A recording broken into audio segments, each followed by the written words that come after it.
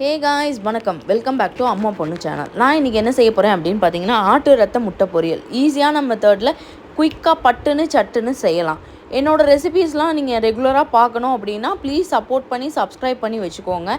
நான் easy method of குக்கிங்கும் easy method of ரெசிபீஸும் ஈவன் பேச்சுலர்ஸ் அண்ட் தென் சமைக்கவே தெரியாதவங்க கூட என்னோடய ரெசிபீஸ் பார்த்து சமைக்கலாம். அந்தளவுக்கு ஈஸியான ரெசிபீஸ் தான் நான் போட்டுட்ருக்கேன். வாங்க எப்படி செய்யலான்னு பார்க்கலாம். 2 பெரிய வெங்காயம், 4 பச்சை மிளகா, 2 முட்டை, நாட்டுக்கோழி முட்டை நான் எடுத்திருக்கேன். உங்களுக்கு பிராய்லர் கோழி முட்டை வேணும்னாலும் எடுத்துக்கலாம். ஒரு பாத்திரத்தில் நம்ம பிளட்டை வந்து தனியாக எடுத்து வச்சுக்கணும். ரன்னிங் டேப் வாட்டரில் நம்ம 2 டைம் நல்லா வந்து வாஷ் பண்ணி தனியாக எடுத்து வச்சுக்கணும்.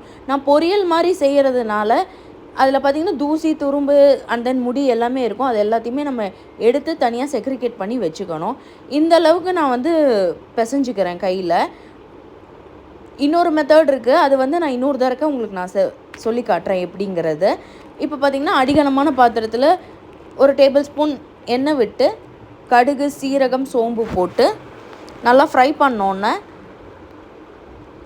பச்சை மிளகா போட்டு நல்லா ஒரு 2 to 3 நிமிஷம் சாட்டே பண்ணணும். இதில் பச்சை மிளகா தான் போடணும், டேஸ்ட் நல்லாயிருக்கும். முட்டை பொரியல் மாதிரி டேஸ்ட்டு சூப்பராக இருக்கும், அல்டிமேட்டாக இருக்கும். அது கூடவே பார்த்திங்கன்னா நம்ம அரிஞ்சு வச்சுருக்கிற வெங்காயம் போட்டு நல்லா ஃப்ரை பண்ணணும். இப்போ இதுக்கு தேவையான அளவுக்கு ஒரு பிஞ்ச் ஆஃப் சால்ட்டு, கொஞ்சோண்டு மஞ்சத்தூளும் போட்டு நல்லா ஃப்ரை பண்ணணும்.